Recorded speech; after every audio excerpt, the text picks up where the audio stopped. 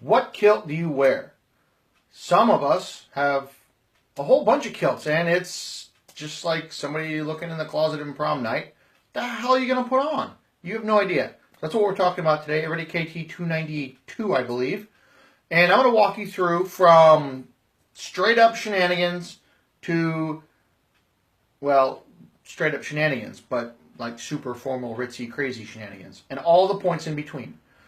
So, how does this apply to people who don't wear kilts? Simple. It's called being prepared. When you know what you're getting into and you prepare for it, that's when you can succeed. You can have the most fun. You can have the most, whatever it is your goal is for that particular event.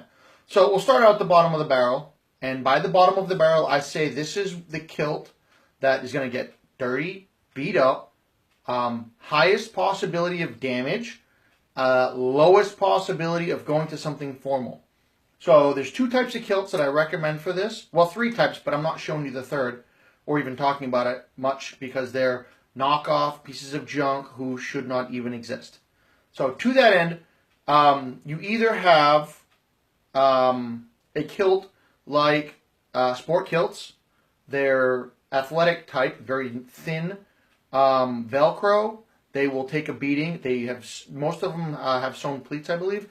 They are just shy of indestructible. The other comparable for a modern, now those are for tartan, modern kilts, 511 Tactical, right here.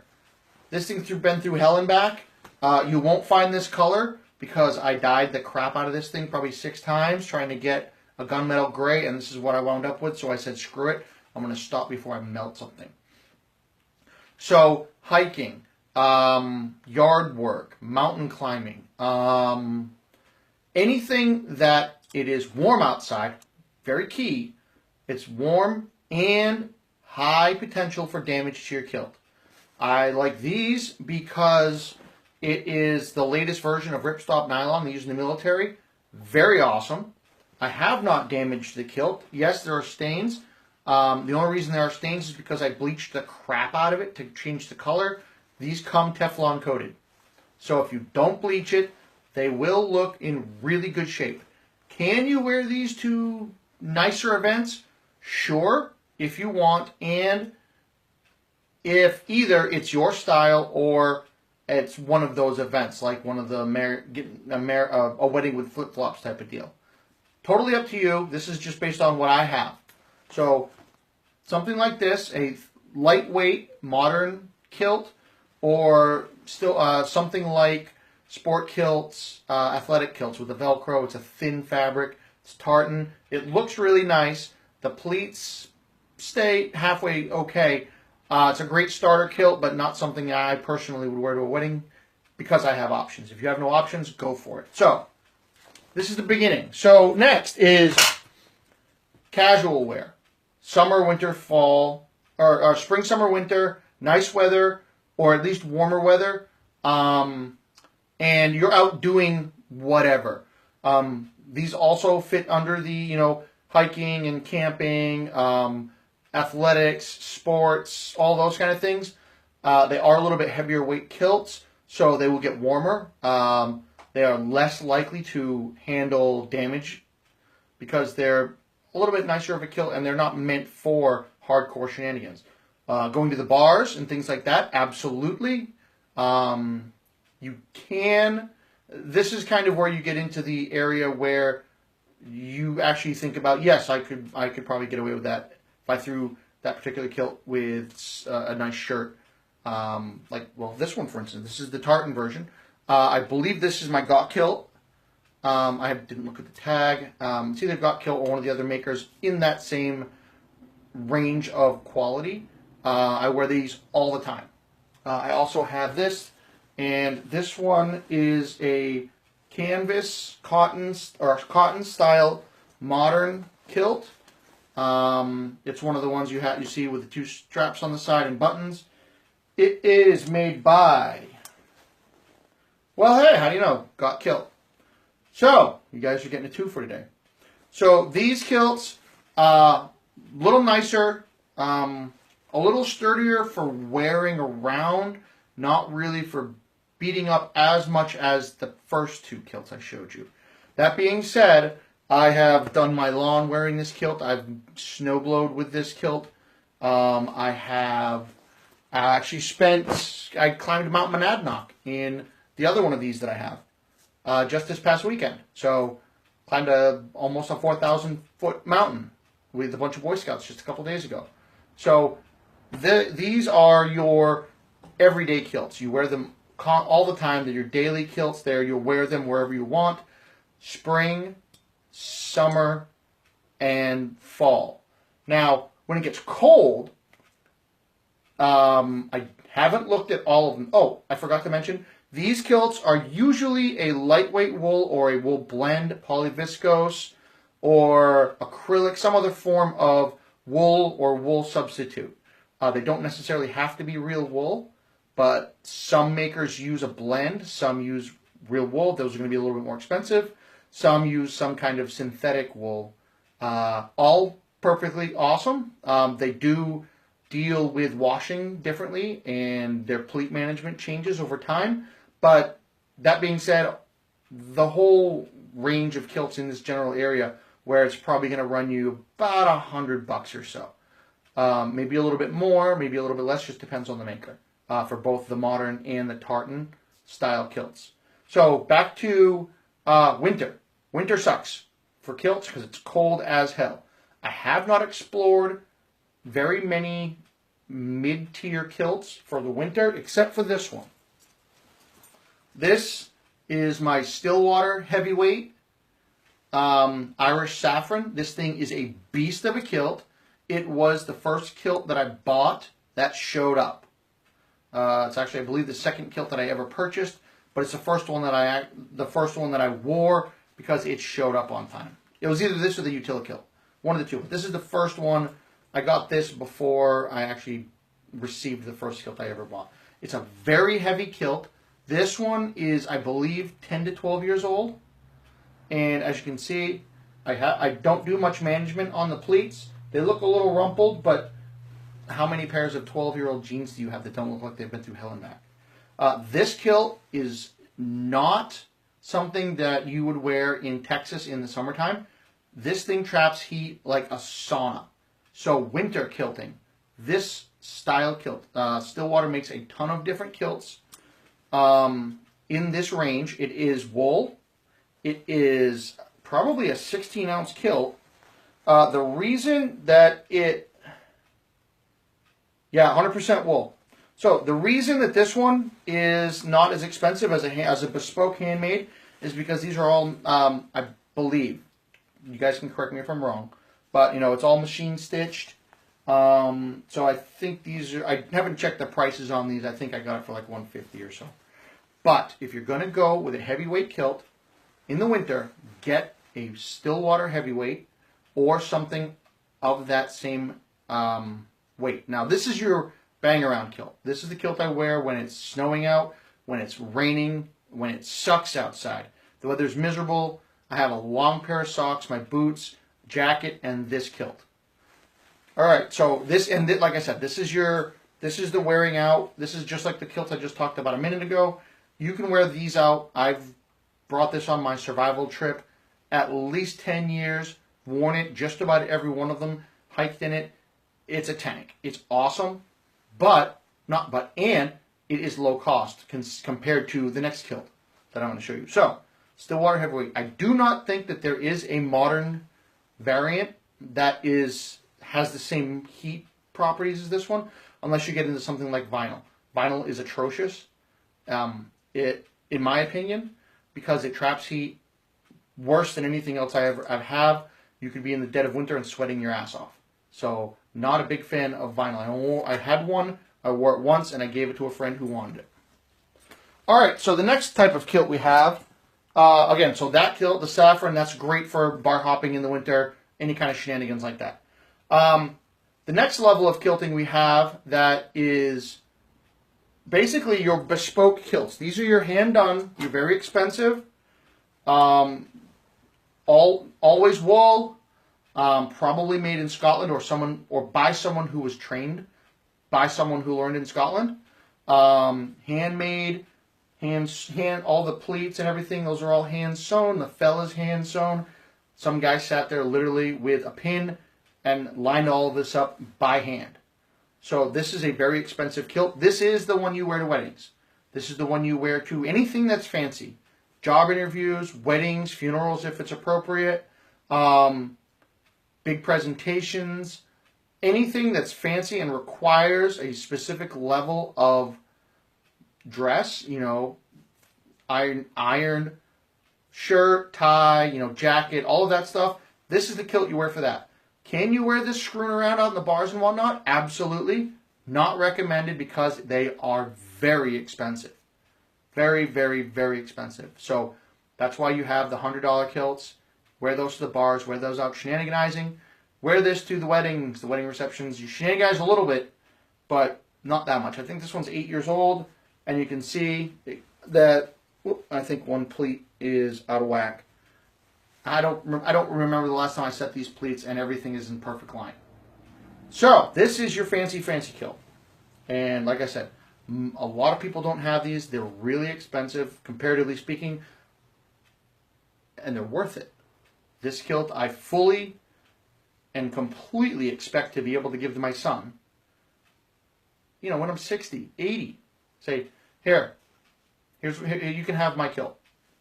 And it should be in damn near the same condition. So this is the heirloom style kilt that you hand on.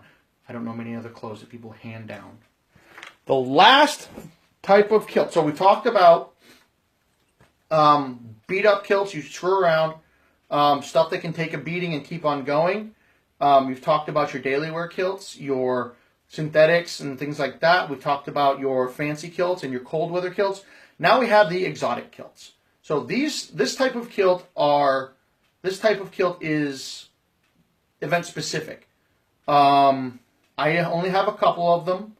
I've got one that was made by Alt Kilt. It was a custom order. I wore it a couple of weeks ago. It was the forest green kilt. But if you flash a light on it, it looks like somebody turns on the high beams right in your face. It's got that reflective material in it. The more common version is this. The leather kilt. Utilakilts makes a badass leather kilt. I looked in here for a tag. I do not know who made this one. It does have the same design as Got Kilt, but I do not see any markings. So I cannot tell you who made this.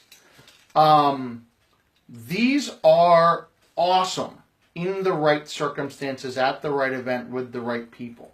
Randomly wearing it around, they are insanely hot. And depending on the leather used, they can be very susceptible to damage. I am lucky in this one in that I don't see any scuffs, tears, rips, but I've probably only worn it 3 or 4 times. There's no significant damage. Nothing is coming out. All of the... Well, nope, I'm sorry. Yeah, there's a little scuff right here. See that? Right there?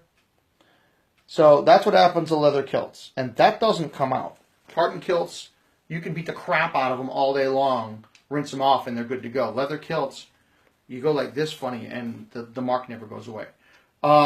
These are the exotic kilts.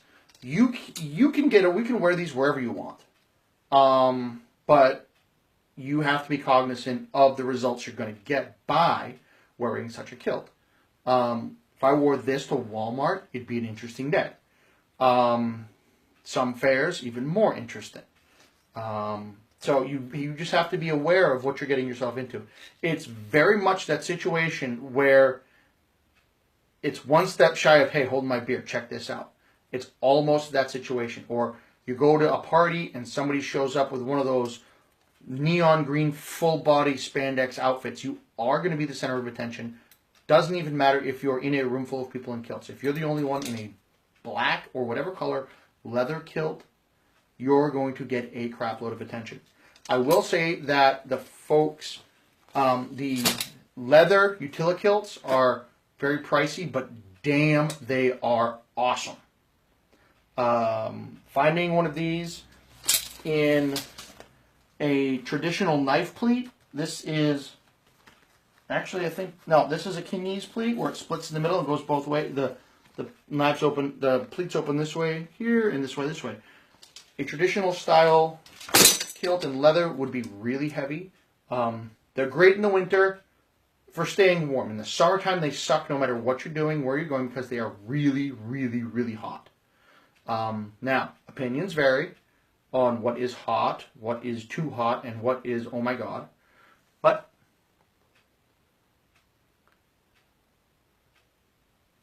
somebody was for those of you, somebody was saying something on the Facebook live feed. Anyway, so that's your basic guide on the kilts, on which ones to wear when. If you have more than one, you have your lighter weight kilts in the summer, or if you're doing sporting activities, zip lines in a kilt, I don't suggest it. I've done it once. It's not. It kind of does a number on the kilt. It might be fun and you might have all kinds of great pictures, but it does a number on the kilt. So you've got your light kilts for summer shenanigans or athletics. You've got your midweights and your synthetics, both modern and tartan, for everyday anything, even everything from silliness to formal.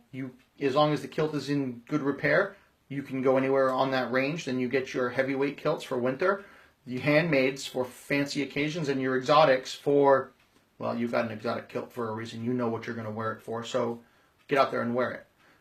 With that, someone give me a volume of Kiltology. I've got 2, and it is day 7, I think, since been on my own, and it's actually been a pretty good day. I had some good contacts today, work-wise, and pretty happy about it so far.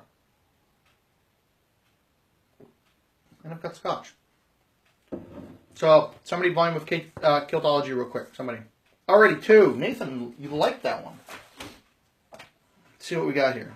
Let's go in the front. We don't get many of those right here. So, as always, or not always, but most of the time, open it up. First one to read applies directly. So, this directly applies to all of the kilts in general, but specifically this bad boy. This Kiltology specifically applies to the exotic, custom, one-of-a-kind, that glow-in-the-dark kilt I have falls into that range. Very, very seldom gets worn, and when it does, everybody wants to know what's going on. Kiltology number 250. What a kiltie wears under his kilt is this. None of your damn business.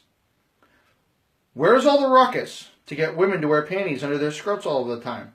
If I'm supposed to wear something under my kilt, why don't they have to wear something under their skirts? Where's the ACLU when I need help to get a good discrimination lawsuit? If you do want to make it your business, make sure your hands are warm and you ask real nice. So what does that mean? That means that we kilties live and we have a very interesting issue with our choice in clothing. In that, for some unknown reason, what we wear beneath it is everybody's business. I think that's crap. I don't agree with that. There are a good number of people who are involved in shenanigans where, sure, why not? That becomes a topic of discussion, and whatever happens, happens. That being said, as an everyday point of concern for the non-kilted, I think it is completely ridiculous for someone to say, oh, there's a guy in a kilt, and the first thing they think of is, I wonder if he's wearing underwear. Now, on one hand, I think it's very interesting when you have that kind of reaction, or you get that kind of reaction from people. But again, it's none of their damn business. None. Zero.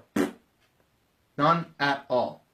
And those who decide to make it their business without permission, there's a lot of laws that are tripped over when that happens. So with that, I'll let you go.